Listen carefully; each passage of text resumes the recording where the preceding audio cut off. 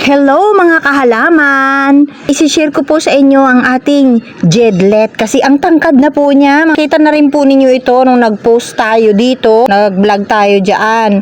So ngayon po ito na siya mga kahalaman, ang tangkad na. May naisip po akong gawin dito. Kaya kukunin natin siya para may gagawin po ako dito kay jedlet kasi ang tangkad na po ni jedlet eh. Tapos kung saan saan na yung dulo niya nakapunta. Oh. Oh, ayan na po siya mga kahalaman, oh. Ang haba na niya, ang tangkad na niya. Meron akong nilagay doon sa banda doon sa aking pinopropa mga dahon. Meron ako dong isang jedlet na naputol dito. Diyan sa ibaba, meron siya naputol. Itinusok ko doon. Ay, nabuhay na, mataas na rin po. Ito, kaya may gagawin tayo dito mga kahalaman, ang tangkad na niya kasi. Yung naputol dito ay ito po, oh. Teka lang, ilapag ko nga muna ito.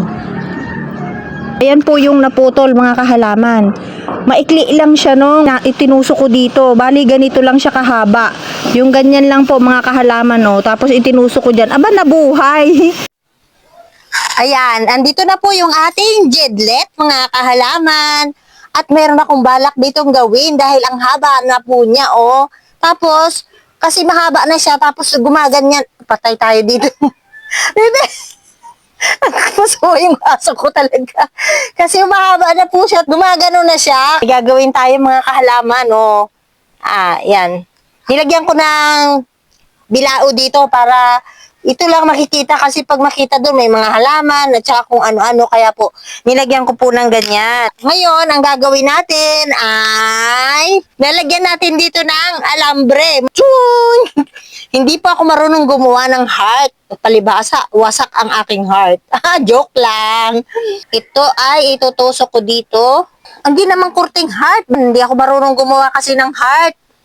Oh, ng heart shape niya. Ano ba yan? Oh. Itutusok ko po ito dito mga kahalaman. Tapos, gagawin nating heart itong ating jedlet kasi ang taas na niya. Tama-tama po na naging dalawa ito. Ang pangit ng aking heart. Hindi ako marunong. Napakadali lang po nitong alagaan ni jedlet. Meron tayo cable tie. Ang heart ko tabi-tabingi. Hindi maayos ang aking puso. O, parang ganito rin. Parang katulad din itong ginawa ko. Dito natin ilagay dito. Hindi na mukhang puso. Oh. Tabingi ang puso ni Adelina. Nalagyan natin dito na cable tie para mag-shape siya na heart.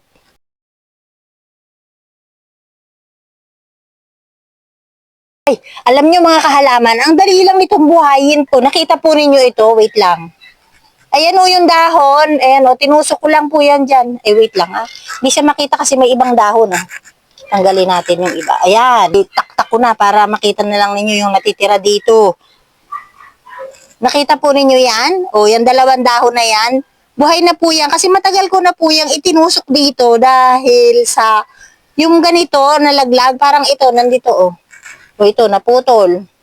So, tinusok ko lang yan dyan, mga kahalaman. Ayun kapit na kapit na siya. Buhay na. Ang dali lang pong buhayin ni jedlet. Wasak naman itong heart kong ito. Ay, nako. Natatawa ako sa aking puso.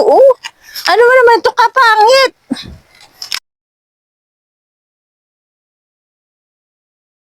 Pag gumaba na po yan, pagdidikitin ko na lang kasi di ako marunong gumawa ng heart Tapos ito po, gugupitin ko yan, mga kahalaman. Itutusok ko dito yung mga yan. So, alisin natin ito.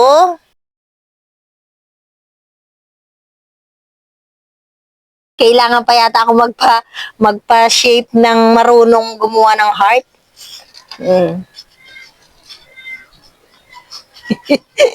Natatawa ako sa gawa ko Pag gumaba na siguro ito dito, parang mataba yata.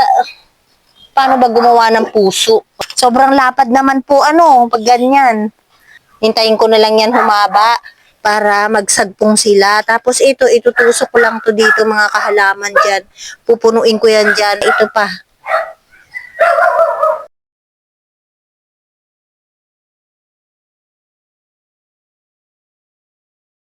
Pasensya na po kayo sa aking heart mga kahalaman Yung gawa natin ganyan.